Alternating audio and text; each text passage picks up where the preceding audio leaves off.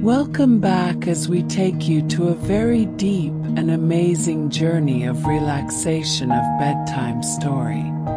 Please like and subscribe to the channel so we can get your request on a story you want to listen to. Before we start, make sure you are very comfortable and in a very warm spot.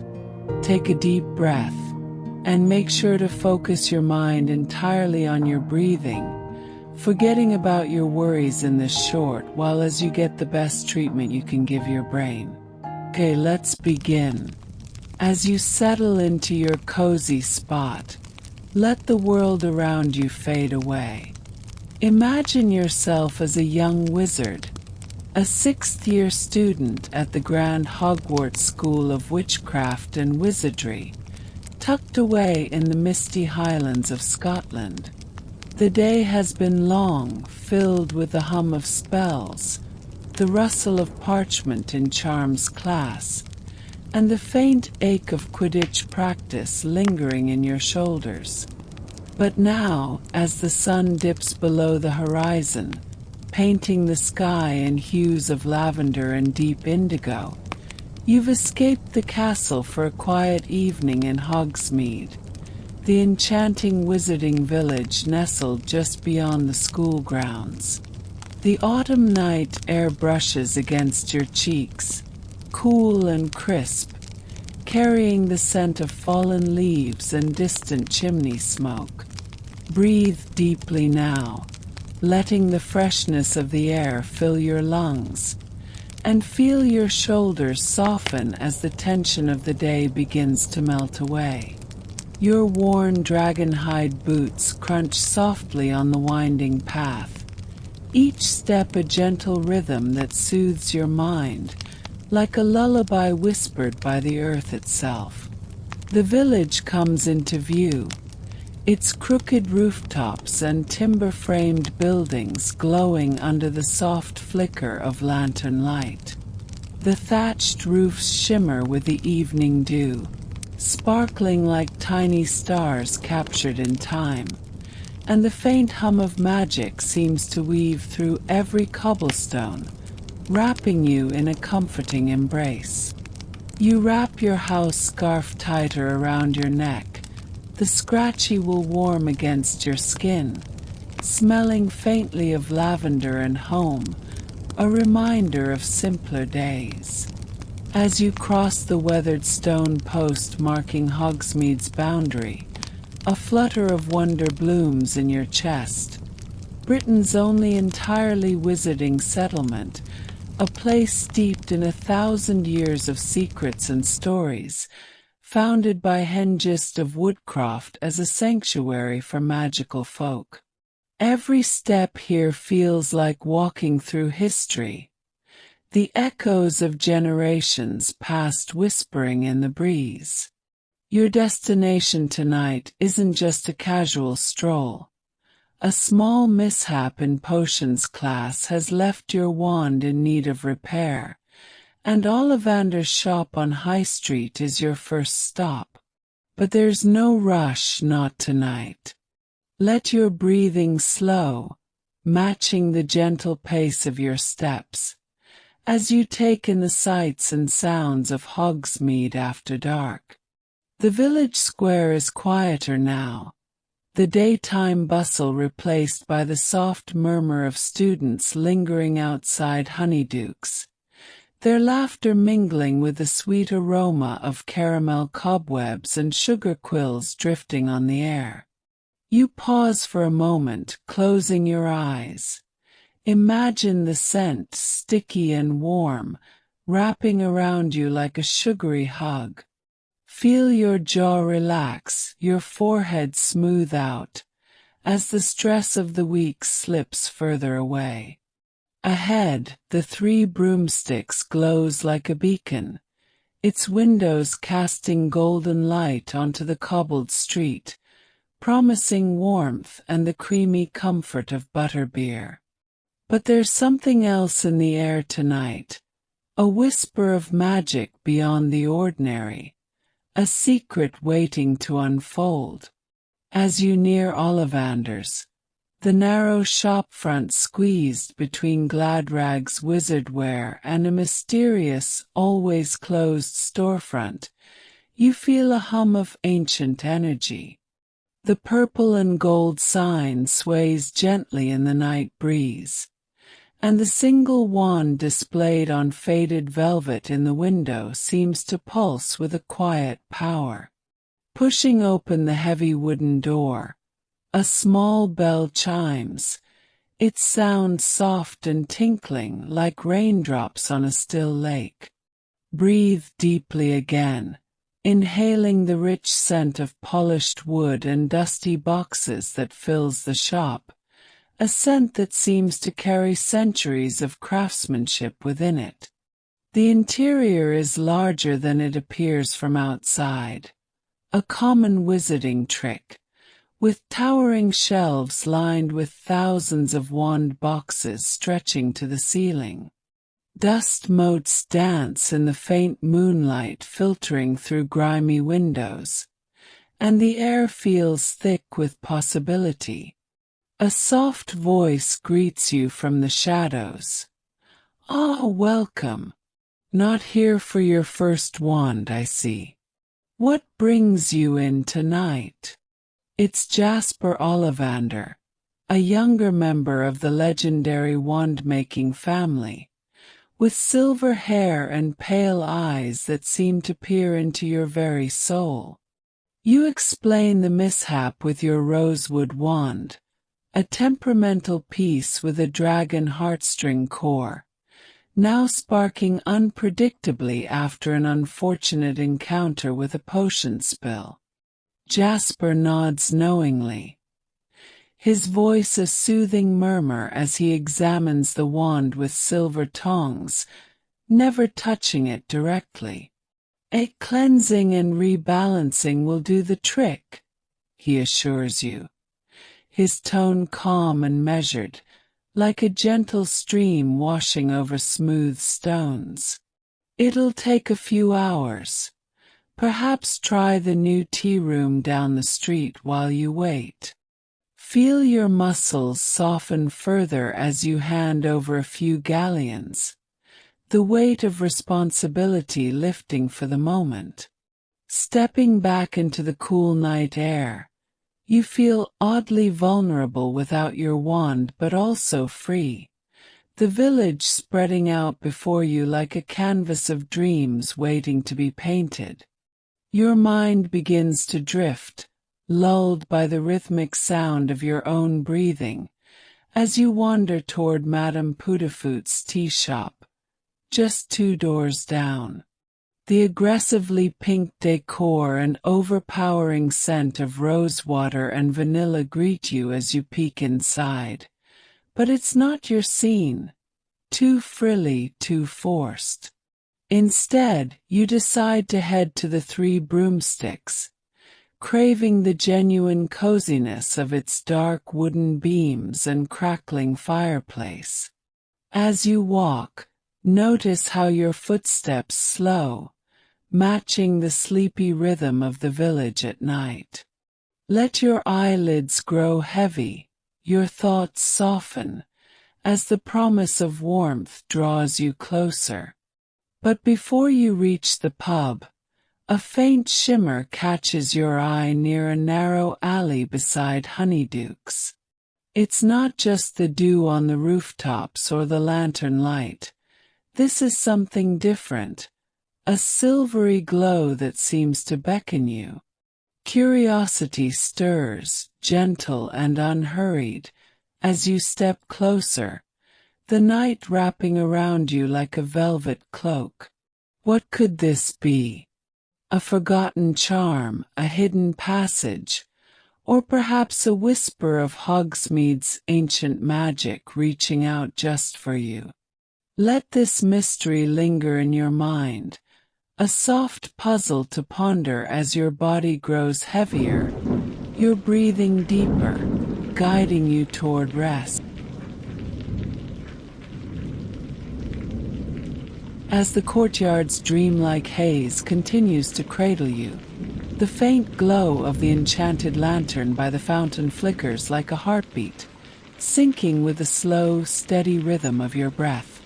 Theo Greengrass, still seated beside you on the cool stone edge, tilts his head back to gaze at the autumn sky, where stars peek through the wispy clouds above Hogsmeade. The night feels endless here, a pocket of stillness carved out of time, where the magic of this ancient wizarding village seeps into every breath you take. Feel your shoulders loosen further, your hands resting lightly in your lap, as the gentle trickle of the fountain weaves a melody that seems to hum through your very bones. Theo's voice, soft and unhurried, breaks the silence again, carrying the same comforting cadence as the water. "You know," he begins, his tone thoughtful, "this courtyard isn't just a pretty spot. It's one of Hogsmeade's oldest secrets. My brother Marcus found mentions of it in a dusty tome in the Hogwarts Library's restricted section years ago.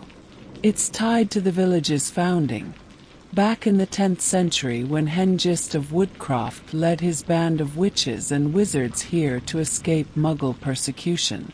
Let his words wash over you, each syllable a gentle nudge deeper into relaxation, as you imagine the weight of history pressing softly against the night air." Theo shifts slightly, the fabric of his Slytherin scarf brushing against the stone with a faint rustle, and points to the faded runes etched into the fountain's basin. "These carvings aren't just decoration. They're protective charms, layered over centuries by the villagers who used this place as a sanctuary." Hogsmeade, being Britain's only all-wizarding settlement, was a target during turbulent times. Historical records, like those in Hogwarts, A History, mention how, during the Goblin Rebellions of the 17th and 18th centuries, this courtyard served as a hidden refuge. Wizards and even some sympathetic goblins hid here, shielded by spells that made the alley entrance invisible to outsiders. The fountain's water, infused with residual magic from those charms, was said to have healing properties. Not the kind that fixes a broken bone, mind you, but the kind that soothes a weary soul. Imagine dipping your fingers into the cool, luminescent water now, feeling a subtle tingle as if the magic of 1,000 years brushes against your skin. Let that sensation spread, calming every nerve, as your breathing deepens even further, slow and effortless. He leans forward, elbows resting on his knees, his voice dropping to a conspiratorial whisper that blends seamlessly with the courtyard's ambience. "There's more to it, though. Marcus swore he found a passage in that old book about a ritual tied to this fountain, something the early settlers did under the light of a harvest moon, which, if I've got my dates right, is tonight. They'd gather here, each whispering a hope or a dream into the water, and the magic of Hogsmeade would, well, not grant it outright, but guide them toward it. It's like the village itself listens, or so the legend goes. There's no solid proof, of course. Hogwarts professors would scoff at it as folklore, but there are journals from the 1500s, archived in the Ministry of Magic, that mention unexplained coincidences tied to this spot. Villagers finding lost loved ones, or stumbling upon solutions to impossible problems, right after visiting this courtyard. Theo pauses, letting the idea linger, and you can almost feel the weight of those ancient hopes swirling in the air around you. Close your eyes in your mind, picturing the harvest moon's pale glow reflecting off the water, and let a quiet wish of your own form silently, something small and personal, carried away by the fountain's gentle current. Feel your chest lighten as you release it, every muscle in your body softening further into stillness. The night air stirs slightly, carrying the distant sound of laughter from the three broomsticks, a reminder of the living, breathing village beyond this hidden nook.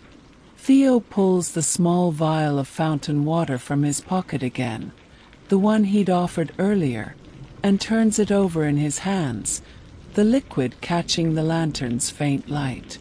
"I've kept a bit of this with me since last year," he admits, his voice barely above a murmur, as if sharing a secret meant just for you. "Not for any grand wish or anything. Just when exams get rough, or when I can't sleep after a nightmare about failing my NEWTS. I hold it. Sounds daft, but it helps. Reminds me there's magic in the small things, not just in spells or Quidditch wins. Hogsmeade has always been about that. Finding wonder in the everyday. Did you know the Three Broomsticks, just down the road, has been pouring butterbeer since at least 1572? There are records of it in old tax ledgers from the Wizarding Council of the time.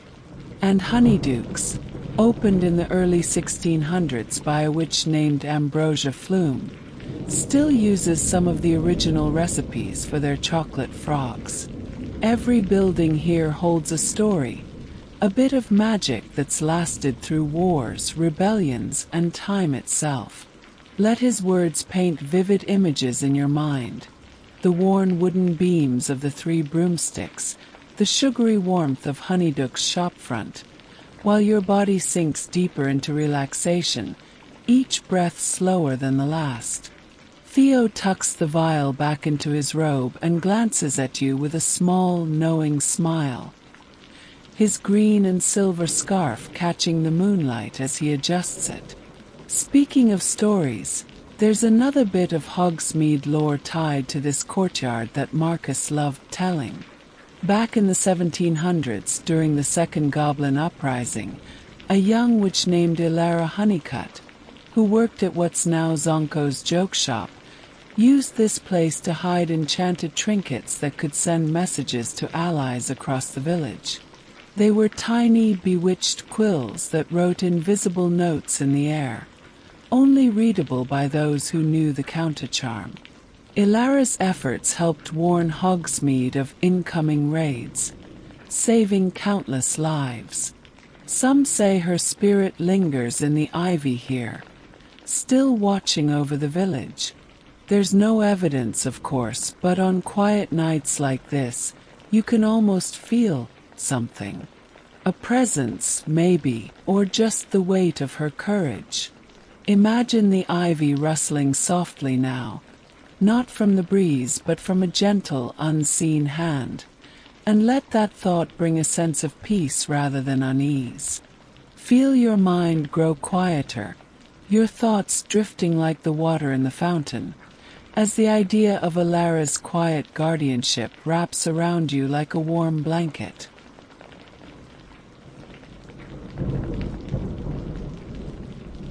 The lantern's glow dims further, casting long, soft shadows across the courtyard, and the air seems to grow heavier with the promise of sleep.